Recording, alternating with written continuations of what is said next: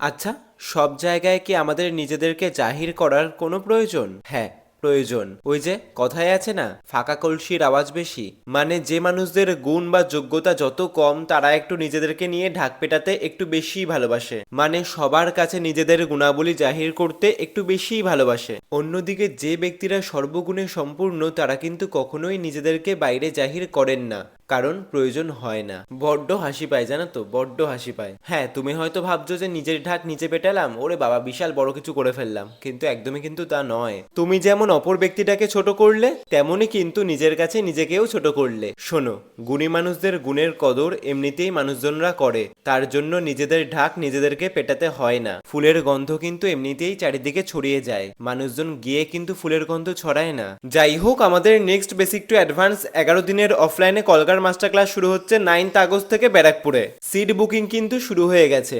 সকলে ভালো থেকো, সুস্থ থেকো। Bye, follow for more.